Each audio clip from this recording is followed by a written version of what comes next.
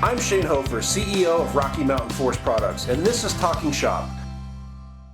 Today, our guest is Eric Thomas. I met Eric through Cardone University as our coach and got to see him do what I think is actually a pretty tough job, trying to motivate a team of guys early in the morning via Zoom and trying to teach them the ABCs of sales. And I found, as I got to know Eric a little bit over the months, that this is a guy I think I want to sit down and chat a little more with.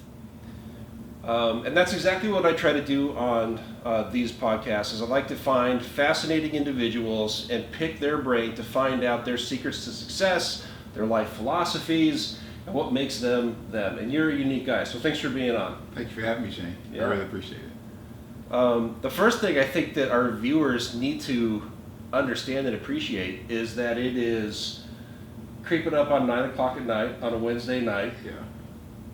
Why is that?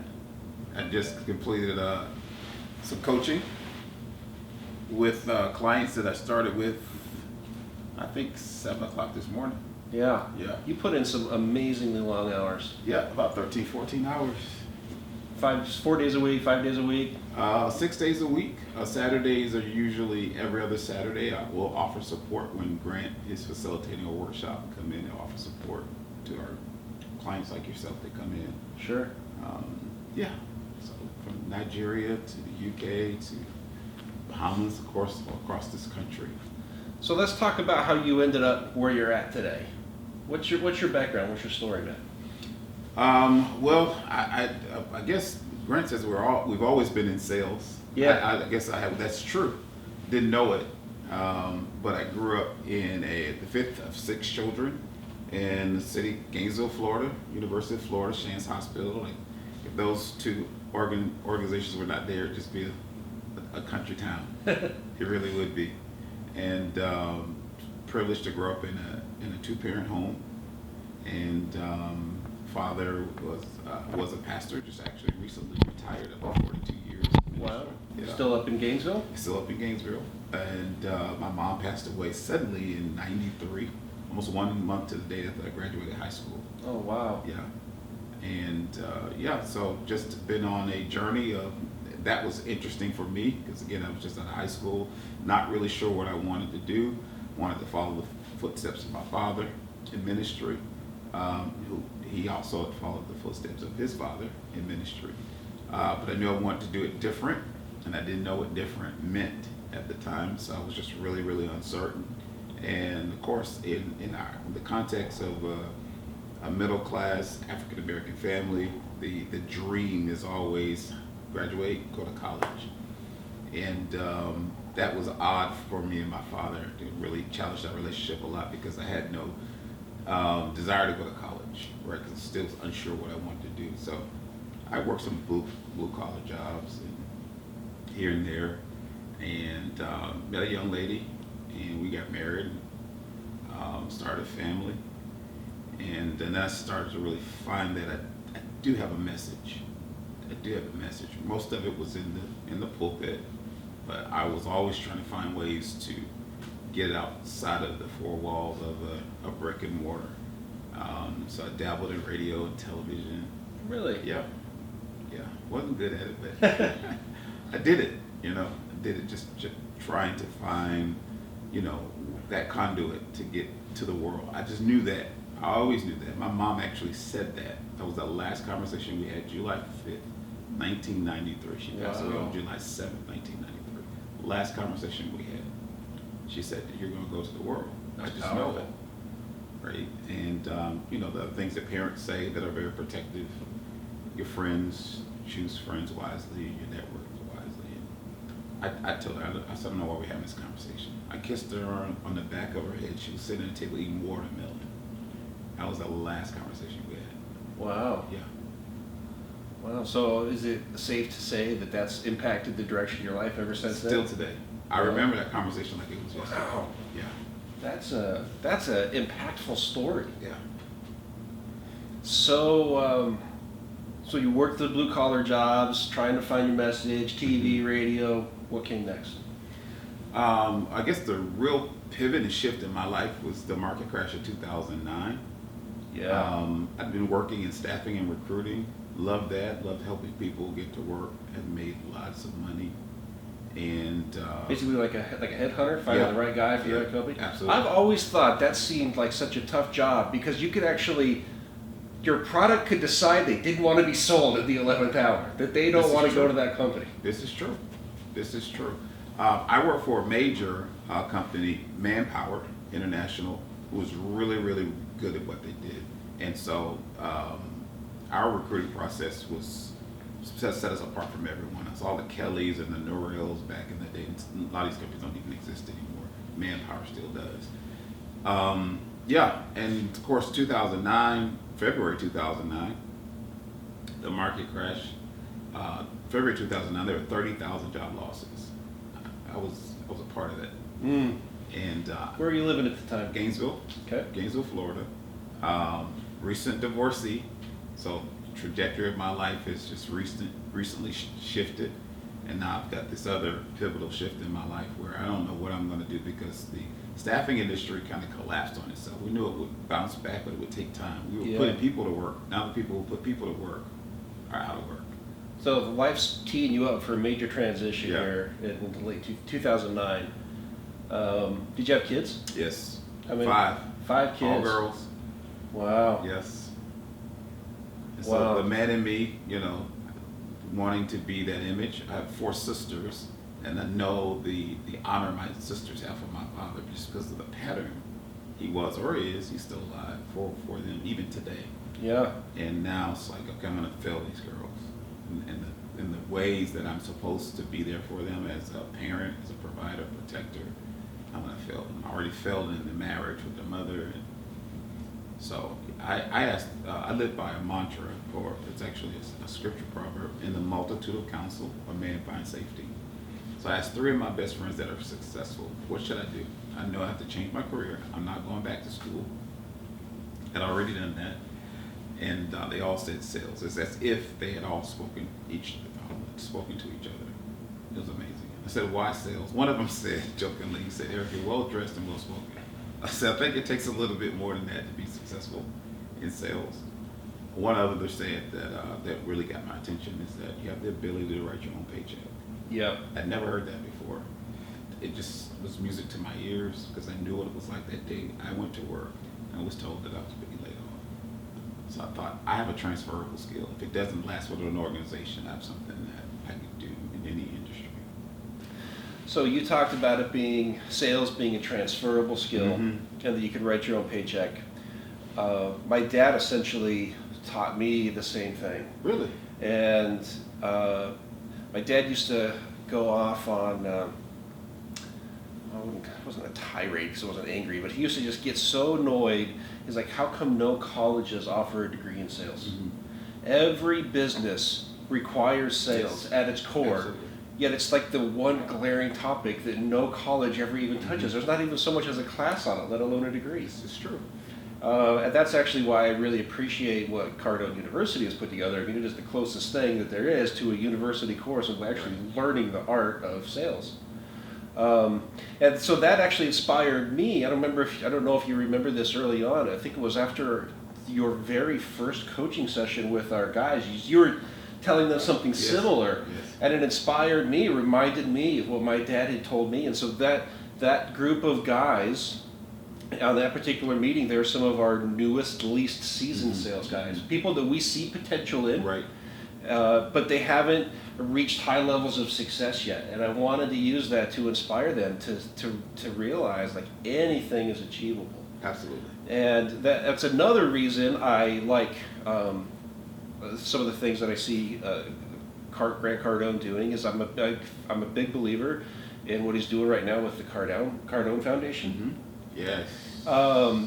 So I want to get more involved in that as they're talking about teaching this to kids from the inner city. Mm-hmm. We have several people at Rocky Mountain that come from very unorthodox backgrounds. And people that did grow up in the projects or grew up with troubled pasts, and they used sales as a means to legitimize their actions in life. Absolutely. And realized that some of them grew up with some street smarts, but were not channeling their energy in the right direction. like, I can kind of build off of what I was already good at, but legitimize it. And they've been very, very successful. So I was like, I want to get in there. When the Cardone Foundation starts going out there when partnering with businesses, I thought, what would be more powerful than people that grew up just like the kids they're talking to? I mean, I think it's great what Grant's doing, but Grant's always just going to be the rich guy that just like, yeah, what do you know about my life, dude? Sure. And even though I know his heart's in the right place and he'll still get through to people, I think it would be really, really powerful for people to be like, I grew up just blocks from here. Absolutely. So, and I love that, going back to scripture, I always am a believer of teaching a man to fish, and I know it's not in there verbatim, but rather than give a man a fish, teach a man to fish. Yes. And that's where I not to badmouth charities at all, but I've always felt so many charities fall short. They're just giving a handout. It's putting a Band-Aid on the problem. It's not fixing causes. I agree 100%. I said to someone recently who was riding in the car with me, a panhandler walked up to the car and I said, if I could take every panhandler who has the courage to stand out in the sun or the snow and ask for help, to take that same skill and teach them how to call businesses, cold call businesses, even if they were just fronters, if they were not even closers. Yeah. That's a skill that they wouldn't have to do that necessarily of begging, but being able to communicate, because it requires a lot of courage, I think. You're going to face probably more rejection doing that than you would in a traditional sales role. Lots of confidence. Yeah. Right. And that's what most people, Shane, when I ask people, why are we working together?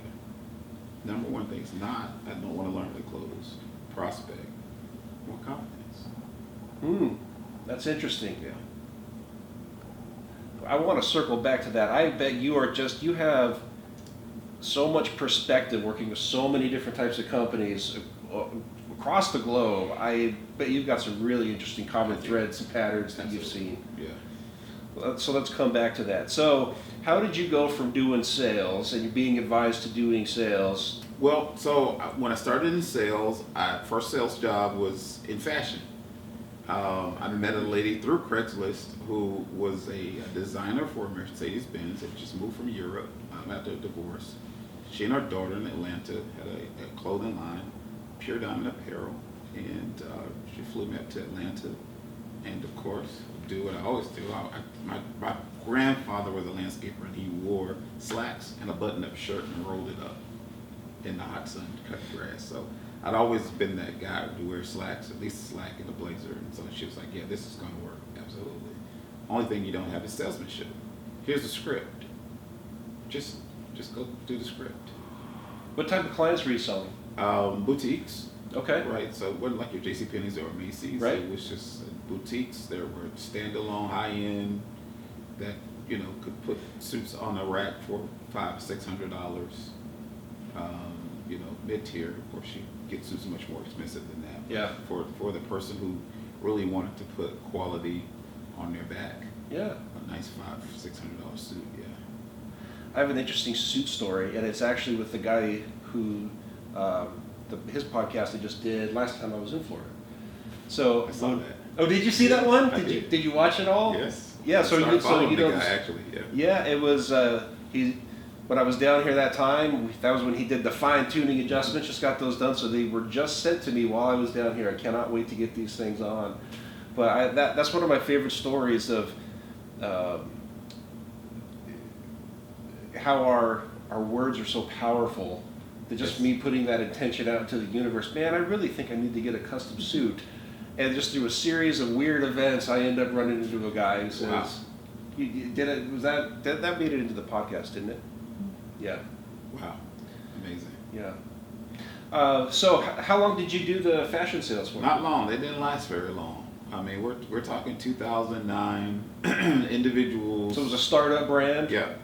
And, what I knew at that time, a popular brand was Kimora Lee, who was married to Russell Simmons, had baby fat jeans.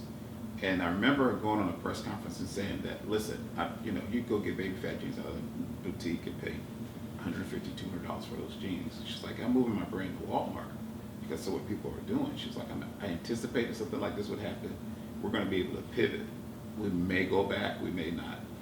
And I remember having a conversation with Linda saying we possibly may need to do something similar, because I don't know right now that people are buying suits for what, $500 or $600. Yeah. And so, there was no model to pivot, and it's just a lot of beating the pavement. She'd give me a territory: Florida, Georgia, Alabama, Southern Tennessee. So every week in a new city, nice hotels, wearing nice suits, but Wasn't meant to be. Wrong Very product for the wrong time. decision maker saying, "Do you see my store?" Yeah. I'm not moving anything. You realize there's no one been here in the last 2 hours since we've been in here talking. That era, if anyone that was in the workforce and in sales at that time, that era made a big impact on Yes, all of us. Absolutely. Yeah. Yeah. So what happened next? Well, company dissolved, and so I knew again I had a skill that's transferable. So I did a lot of different things. I sold high-end cookware, flew out to LA.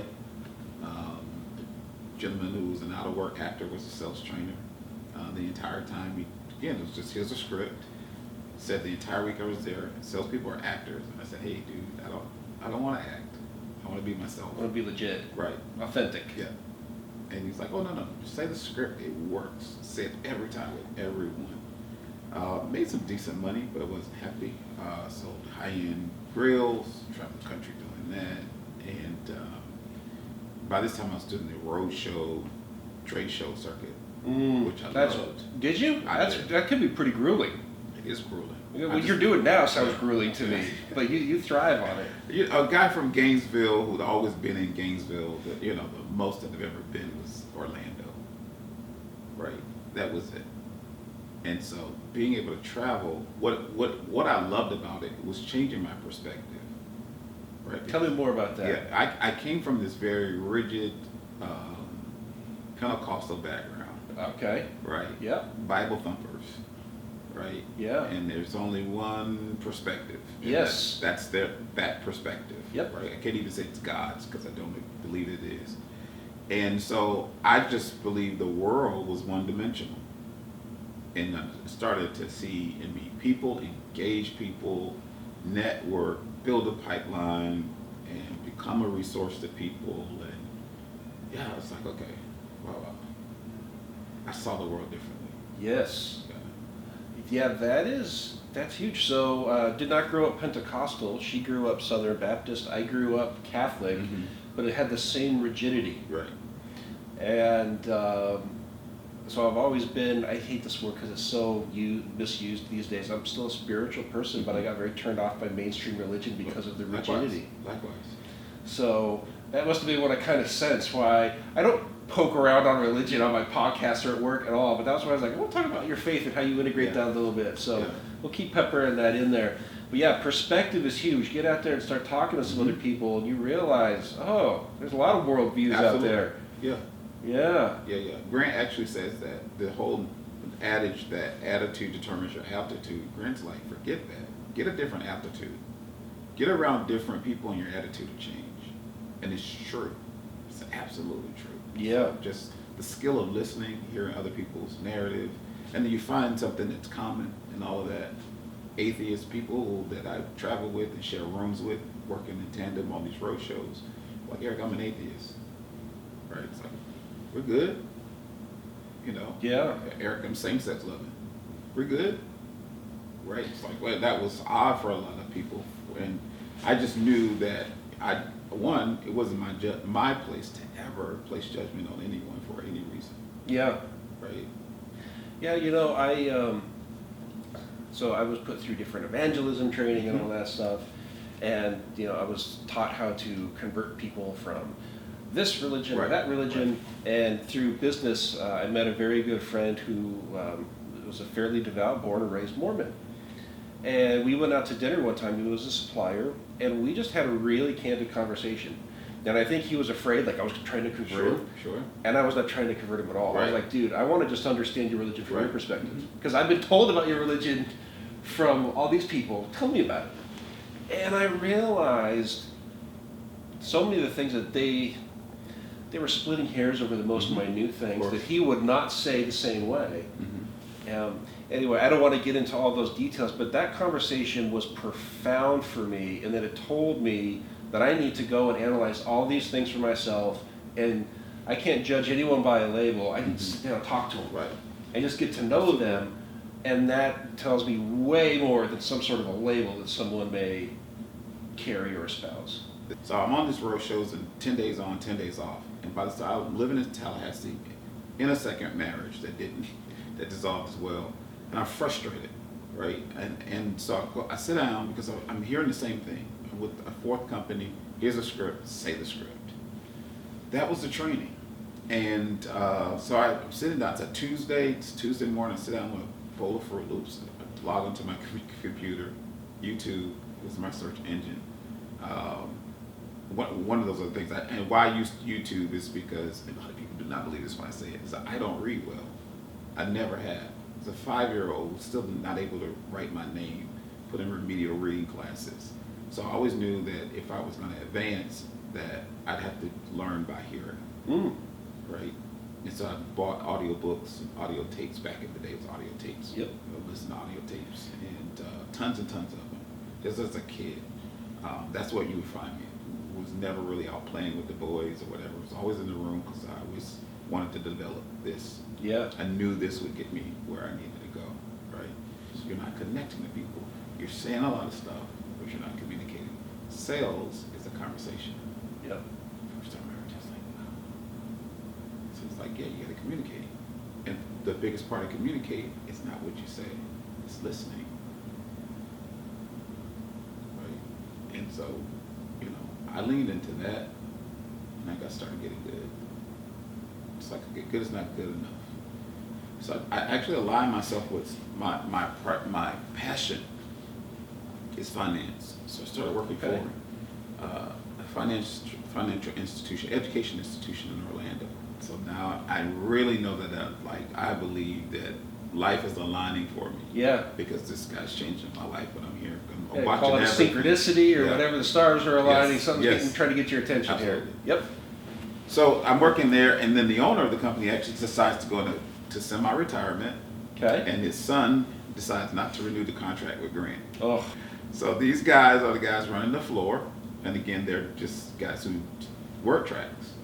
And so I bring my laptop every day, and I knew I was on the right course. One day I was having a conversation with a client. This guy wants to learn how to trade and invest for retirement, doesn't know how he's going to convince his wife. And one of the timeshare guys who works the floor says, hey, I've been listening to your call. I'm going to give you some word tracks. I said, okay. He said, I want you to ask this man, who wears the pants in your van? I removed my headset and I said, I will not say that to him. He's like, no, you need to say this. I said, I won't say it because I would never want anyone to talk to me. Goes back to you wanting to be authentic. Right, absolutely. Yep. Absolutely. So, was recruited from that company by their competitor, moved out to California, Southern California, lived in Irvine for a little while with that company, traveled the country, again, and everything, my perspective of life in the world, and I'm becoming this communication specialist. I just don't call me a salesperson, communication specialist. Yeah, I love it. Lived in Boston, loved that. That's really cool. I just made the connection recently. I work with an author / coach from time to time whose books really impacted me, named Fred Dotson. Mm-hmm. And he was, somehow in the conversation, he drew the parallel between coaching and ministering. Yeah. And there's so many similarities, like you're trying to give advice, you're trying to help people get the most out of their life. Absolutely. And but you don't want to do it for them. All you can do is help tee it up for them to go take care of it themselves. Yes. So because I briefly, believe it or not, though behind this camera probably knows this, I briefly also thought that I might want to be like a preacher at some point. Really? But yeah. Okay. Yeah, right back in the early 2000s, I thought that might be what I want to do. I think I could. I like speaking. Mm-hmm. I like that type of leadership. Right. So it's funny that we both find ourselves essentially leading people that are, we have all kinds of different divisions, but our biggest division, sales. I mean, it makes up a huge percentage of our company. Absolutely. And I mean, it's all the same, trying to help all these people improve their lives, but there's a lot of similarities between what you do and I do. You're just more focused. So I don't know if you remember I said that. It's how you show up in life is how you show up in business. yeah. And I knew that parts of my personal life were out of sync, right? And I knew that they needed to be in alignment. and I was not running my life like a business. So I was developing this business acumen, right? Because kind of go back a little bit during the recession time, I was pastoring a church at the time, and everything in my life had changed. I'd lost everything: my car, my home. I was actually living in the office of my church. That's where I slept, and that's where I started to go through having these spiritual encounters and hearing that there was more. I heard the term marketplace ministry, didn't know what that was, because no one in my life really had business acumen. And so just tons of study of business concepts and business strategy. Sales was the one piece I was really missing, and learned it really from Grant, with Grant. But yeah, I knew that I know that the marketplace is a spiritual place. It really, really is. That's where we need to stop analyzing what's spiritual, what's not spiritual. With a certain perspective, everything is spiritual. Absolutely. It's the underlying motivations of everything. Indeed. And right. There is an invisible that manifests into the visible. That's the spirit comes to the natural, right? Yeah. We tell people that your thoughts are things. That's where we talk about the first session I had with your team. Yeah. About goal setting. The definition of goal is the idea of the future. There's a picture maker here that we have. It's very, very real. Very, very powerful. Yes. Yeah, what we think about is what our thoughts become words, our words become actions, and actions become reality. Right. And Yeah. that reality, Brandon Dawson, who's partner of Grant, says becomes our legacy. Yeah. And it's just teaching people how to transfer it. And when you start talking about writing your goals down, people that don't think there's any value in that, it's like, man, it's like a contract with yourself. Yeah. Every day. But what if it's the same thing? Well, you keep writing it until you close the deal. Yeah. Then you put another deal down, right? And it's just a transfer from here to your mouth to a pen. Massive action. It manifests. I see so many similarities. Are you in your 40s? 45. Yeah. Okay, yeah. If I'm 43.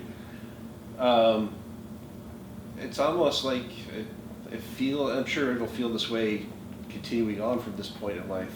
Like everything in your life, you're starting to have perspective now of how all these things that didn't make sense at the time all are starting to fit together Yes. to neatly make you who you are now. You're like, I'm finally really set up to do something amazing and to really make a difference now. That's what I kind of hear with you. Right, yeah. And I'm projecting that onto you a little bit because that's how I feel about myself. But I'm like, that's probably why I felt like there's a little bit of a kindred spirit there.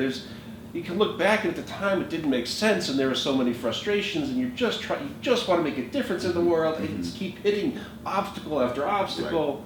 Right. Then all of a sudden it all starts to come together. Absolutely. It's all making sense. I'd be lying to say that it all makes sense, but clarity, have more clarity than I've ever had before. Focus, more than I've ever had before, right? Significance, more than I've ever had. And it doesn't just come through the finance, the money, whatever. It's just really just standing in a purpose, making a difference. That's why I do what I do. At the end of the day, my body is exhausted, but I can start. There are a couple of mornings, actually, we have UK clients, so there's some mornings I start at 6, or some 6 to 8, really like back-to-back coaching, log out on one call, go into another call, and I love it because one of the things that was announced over my life is that I would be an international influencer. That was in my 20s, and now here I am. And now it's through your faith growing up, your church, Well, just people in my life. They were just like, man, you're gonna. Yeah, there's something about you. You're just gonna touch the world. And I always knew that. I knew that at 5. I knew that I would be an influencer, right? Didn't know if it would be politics, because at one time I thought about running in politics. You get frustrated enough at politics, and at some point you're like, I should just go do it myself. Right.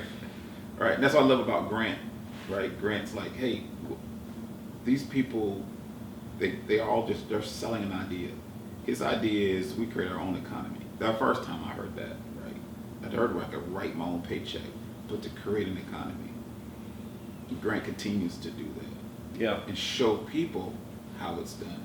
I mean, one of the most prosperity I've ever had was in the middle of a pandemic. Yeah. And I went in with a little fear, like, okay, this looks like 2009 again. Yeah.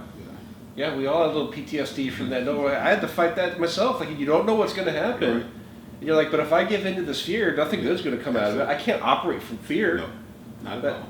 So we got to trust that these principles that I learned that have served me well up to this point Yeah. are going to keep us moving forward. And so same for us. Our biggest year ever was Yeah. 2020. Grant said that Elena told him, like, this is, the world needs you, right? This whole number, you want to touch 7 billion people, this is your opportunity to do so.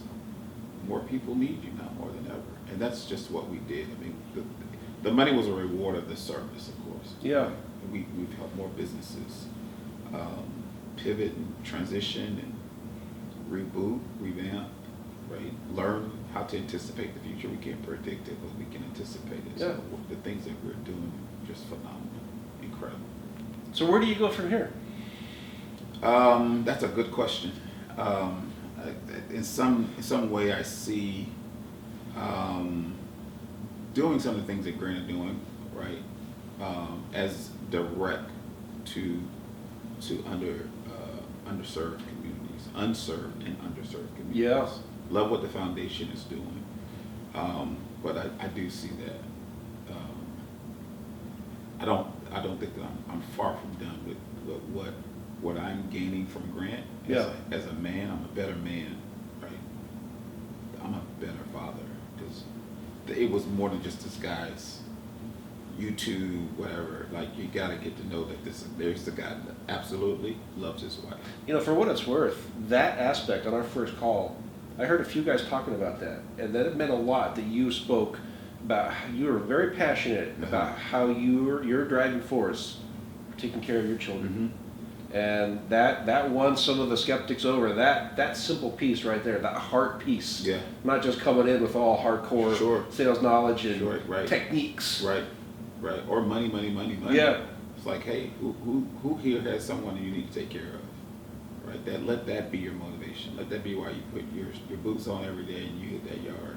Yeah, I think the people have so many hang-ups about money, and I try to address that sometimes. Like, look, this is not about greed, but all these things you want to do for your kids and your family, they take money. Absolutely. I was just talking to Susan today about how Grant says, like it or not, we're on an economic planet. Yes. It's just the way it works. May From the not always beginning. work. Yeah, from the beginning. Maybe it's not always that way. It's that way for the foreseeable next few hundred years. Yeah. So you better get good at making money if you want to do these things for your kids, not for greed's sake. Yeah. I said it to my father, who I love and respect, and that's let that be established to the hearers of the broadcast. My father quoted to me the scripture in James: the love of money is the root of all evil. And I said, I agree.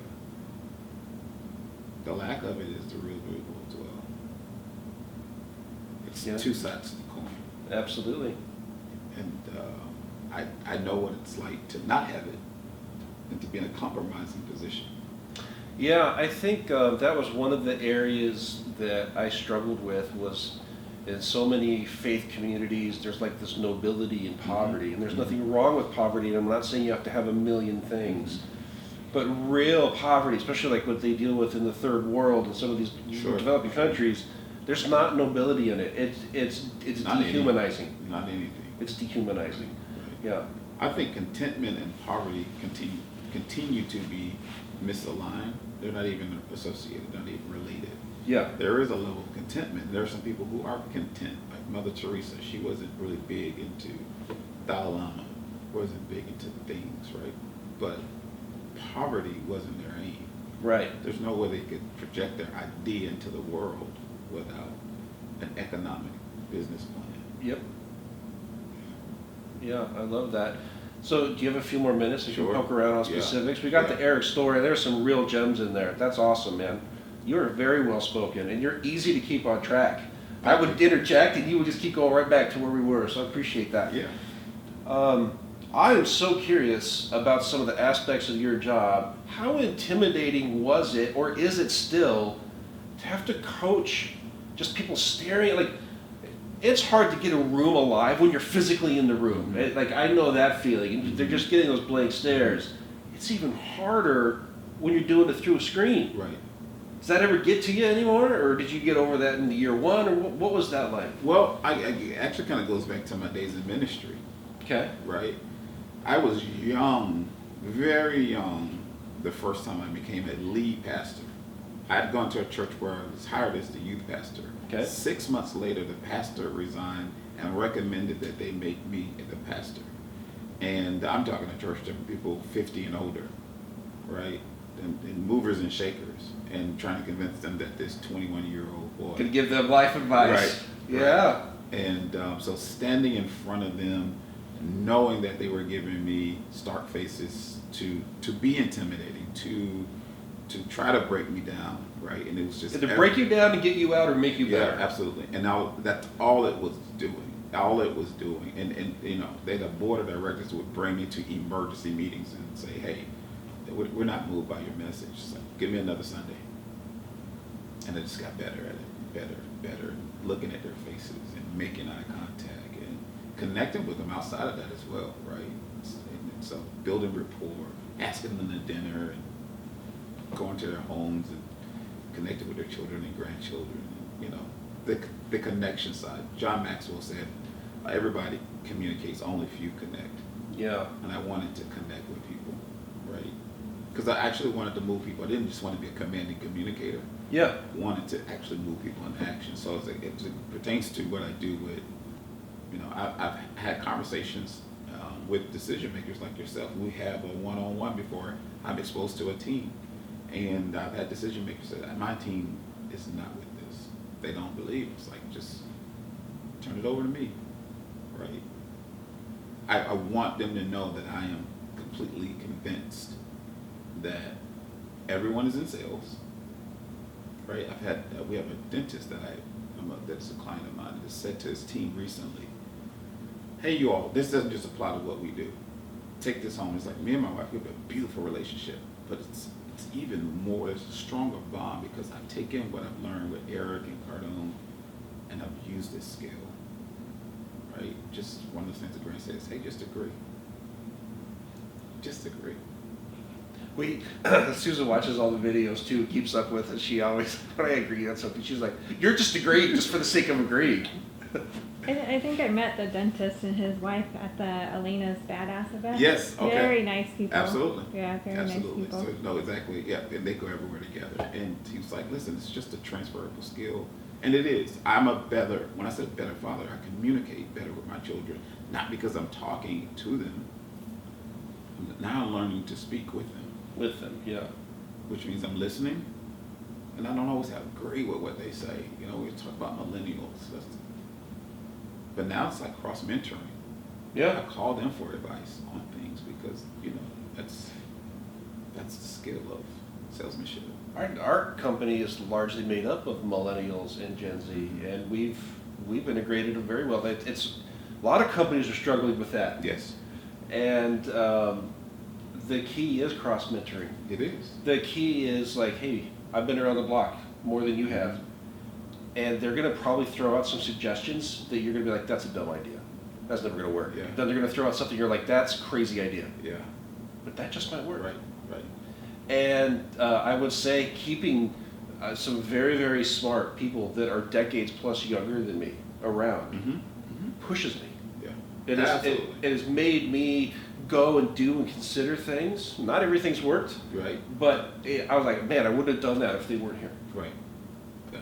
And so Likewise, my children are advisors to me. Yeah. And I'm okay with saying that, right? Because there's no level of disrespect that they honor me, but I call them often for just where they have strengths and certain wisdoms. Because nobody's got it all figured out. Absolutely. Yeah. Right. So again, it's the perspective. Yeah. Right. So being in that arena of architects and engineers and people in medicine and technology, truck drivers, contractors, you name it, realtors, people who are unsold, people who are like, yeah, but the testimonials continue to come in, the success stories, they flood in. You know? It gives you juice to keep going. Absolutely. Yeah. I've maybe received 5 or 6 today, just Nice. from one team of individuals. One lady was like, me and my husband, we're like this now. They've been 4 weeks in the coaching program. Nice. It's just the goals and the targets, the mindset, right? Just like, hey, before I teach you the techniques and the methodologies, I often use the Karate Kid analogy that Daniel's son couldn't connect to Mr. Miyagi's teaching. He was teaching him karate all the time with the washing the car, waxing the car, and painting the fence, putting your jacket on the nails. Just the little principles. But sand the floor. Yeah, he was missing it because of his attitude, his mindset. And once he shifted, the boy was a champion, and there's a champion inside of all of us. That was part of my out the gate speech with our team. Was like I signed. There's other sales trainers out there. Why did I sign up with Grant Cardone? Because it's not just sales; it's mindset. Right. Because sales technique without the proper mindset and attitude is nothing. You're not going to go anywhere. You got to get your mind right first. Absolutely. Get me someone that has no sales ability whatsoever, but their mind is right. Absolutely. We can do anything. Yeah. We were in a coach's huddle a few days ago with our director of sales. Right? We just need the culture of success. We need the culture of we can do it. Believing in yourself, sold on your product or your service. It's not a job, right? Yeah. I have this mantra that I use: your career is your calling. I know that where I am right now, this is my calling. I know this is what I was created. You want to impact people and improve their lives. You're doing that right now. Absolutely. Yeah. That's cool. Yeah. All right, other questions that stood out to me. Cross-culturally, what has been an interesting story or a challenging story? Has anything stood out dealing with these other countries? Yeah, I've been told that what you all do is the American way. And of course, we don't use rebuttals. Just the agreement, like I get it. I get where that perspective comes from. But sales is a universal language. It is the lifeblood of your business, our business, any business. For plumbers, we've got Roto-Rooter as a client, right? For dentists, for architects, for companies that actually don't consider themselves as sales specialists, where they have their receptionist, that if you are in contact with our clients, you're in sales, right? Because you're emotionally connecting people to our brand. Yeah. So we work a lot on things like the greeting. That's what I love is the breadth of all of this. When we flew down here, I generally always fly United Airlines. They're hubbed out of Denver. I usually like their service. Mm-hmm. We had a snarky gate agent. Yeah. I was like, man, it's fascinating how hard it is to keep a culture together the bigger you get. Because all it would take is just this one person. They have, I don't know how many thousands of employees. And this one person can be like, I'm not flying United next time. Right. And that's where, as I was thinking about how long to sign up for coaching for, because I know in theory we could teach all the basics of sales in a finite period of time, but there's always something else to discuss, to reiterate, to improve upon. Yeah. And anyway, United Airlines might need some of your services there because some of their gate agents are not very good at agreement or just generally being friendly and greeting. The possibilities, the realm of possibility opens when we agree. Yeah. That's why there should be no divide based on any of the biases that are in the ideas of our world, right? Sexual preferences or whatever. I have my beliefs about those things, right? But my beliefs should not impede, or neither should they damage a possible working relationship. Yeah. And they haven't been able to work with people who don't believe everything that I believe, but believe we can make a change and a difference together. I think that's where media has made us all so polarized, where it's like they highlighted either these people think the same as we do, or we're going to demonize them. And we've lost the ability to just be like, we don't have to think 100% alike to get along and be friends. And I think all these institutions have done that. Yeah. The religious institution I grew up in, what was that? Was to separate yourself from it, and it was called a sanctifying from. And then see a model where the man himself, Jesus, is sitting among tax collectors, what they call sinners at the time. Right? He's found there. He's found with the woman who's had multiple relationships. And I don't know that we always know that we're aware of that. That's where we should be found. We should be found in places where we can make the most impact. I would say in places of non-judgment. Sure. Like going back to the story of my Mormon friend, I was taught that Mormonism is a cult. Mm-hmm. Like just these subtle words. They're like, oh, that's a cult. That's not a denomination. They're a cult. And this is a cult, and that is a cult, and they are a cult, and they all need to be eradicated. And here's how you do it. Mm-hmm. And it's just, It's not unifying. Right. And if it's not unifying, to me, that's like we're moving in the wrong direction. Right. We're causing more division. Absolutely. Absolutely. Yeah. So, and then the whole thing about why business exists, Grant says, is to solve a problem. Right. And if you and I stand together to solve a problem in someone else's life, nothing should come between that. What side of the fence you stand on in politics? Yeah. And I love that about. Gosh, we're creeping up on an hour, so I'm going to wrap it up here. Okay. I have 1,000 other questions. We're going to have you on again because Let's you're just a plethora of knowledge. Let's do it. But I've been alluding to this question throughout our whole time together. What common threads do you see from coaching all these diverse companies that you feel like, is there anything that stands out that is like, everyone is struggling with this and they don't even know it? Is there something like that? Is there some sort of common thread? Yeah, just that skill of communication. So the whole thing about a closed, Grant says in the Closed Survivor Guide, and I'm just keep quoting this guy because I love him, is that the critical exchange comes from agreement, right? And that's where people who come into sales and think it's the gift of gab, right? Or car salespeople who I have some of his, and I praise these people because they're good at keeping the conversation going. Even when you say no, it's like, hey, let's keep the conversation going. Because deep down inside, you really want to. You're either dealing with fear, or uncertainty, or doubt, and we can get past those things. On the other side of fear is love. On the other side of uncertainty is information, right? On the other side of doubt is belief. We can get you there. Let's just keep the conversation going, right? It's not being pushy. It's persist. And so that's really been the common thread from all of these different industries where people are like, yeah, that's it. I just need to connect better.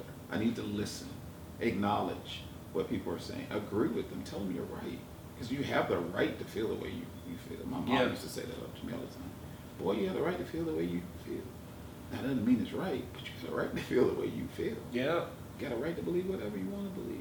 And so, the whole understanding of Grant saying, do you want to be right or you want to be rich? Right? Stop trying to make people wrong.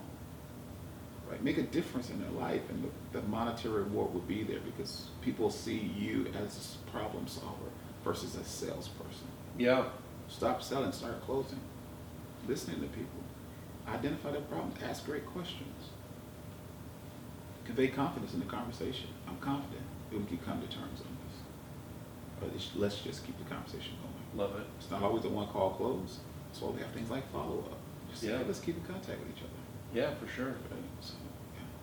Well, I think we are kindred spirits, and I think we should keep our conversation going, especially if there's something down the road, either with Cardone Foundation or something else, where we can help some of these other communities. That I've really got a passion for that over the past few months. Yeah. I'd love to figure out ways, even just beyond coaching, to keep working with you, because I think you're a fascinating individual. Well, I'll follow up.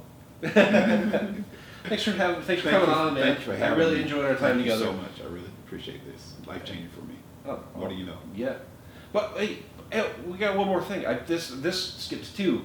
You kind of throw yourself out there. You kind of got your own brand out there. Yeah. And I'm probably going to butcher it. Is it the apostle of business or the business apostle? The apostle of business. Apostle of business. Yeah. So the apostle terminology actually isn't so much a spiritual one, right? It's actually a mariner's term, right? That seamen call themselves apostles. People went out on the frontier to conquer territory, right?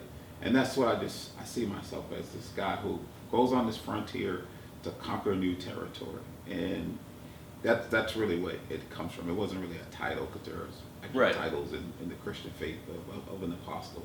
And I've had people ask me that, how dare you call yourself an apostle? It's like, I'm a pioneer, right? I want to be first. I read a book years ago, Daniel Burris, The Anticipatory Organization, changed my life. How to identify soft and hard trends in industries. I reread that book every year. Right? I have a few. I'm gonna have to check that out, because I have a few of those that you're like, how do I get something new out of this every time? Absolutely. And so that's how I connected the pioneer of the apostle piece to the business. And business is really about systems and processes and people. Systems, processes, and people. And I say, how you show up in life is how you show up in business. I think we should run our life like a business. There should be discipline and processes and structure. Everyone in our family should be like a team, function like a team. Yeah. Yeah, and that's, I very much agree, and I always see, like, as society evolves, Mm-hmm. and new generations come on with Yes. different beliefs, that we need to evolve those businesses. Right. That would be one of the common threads I see dealing with in a lot of blue-collar industries. They're not evolving, Mhm. they're resisting the evolution of things, Yeah. and they're causing themselves a lot of headache in that process. Right. And so the brand itself, the Apostle of Business, is just to help people become aware they're pioneer, right? To do things that they believe, whatever that idea is, go push it into the earth, right? If it solves a problem, if it makes people better, go do it. Yeah, Develop the skill and the talent, the character, right? Because the character is the container of it all. Yeah. Right? And just keep growing. Don't stop growing. so if people want to check out more of your content, how do they find you? Yeah, Instagram, Apostle of Business. Facebook, Apostle of Business. Very cool. Do you Yeah. do any podcasts or video content? I know I've seen Yeah. like some I Instagram put video out, content. to put out some content. Where I am right now, it's really being loyal to the Cardone brand. Yeah. Right now, and make that pledge of allegiance. I did have a training organization, and in December, just a real in-depth conversation I had with Jared Glenn. It's like, I could get there. The success that I am aspiring to achieve, I can get there with Grant Yeah. quicker than I can on my own. And so I'm rebranding it. My daughters, one is a makeup artist, one is an organization, one is in mental health. And so I'm rebranding it and teach them how to create content and courses and turn them into entrepreneurs and pioneers as well. Love it. I've got grandchildren, so I'm sure my grandchildren will do something. How many grandchildren you got? Yeah, I have 4 grandsons. I have 1 granddaughter. Wow. Yeah. I did not know that. Congratulations Thank on you that. so That's much. awesome. Yeah. Cool, yeah. Our kids are now in high school and it goes so fast. So Yes. they were small, just Yeah. we had this cute little 4-year-old girl that was out in the hot tub here the other day. This age yesterday. Yeah. It goes so fast. Absolutely. 26 to 18 are the ages of my children, and they're all adults now. So, Wow. yeah, Cool.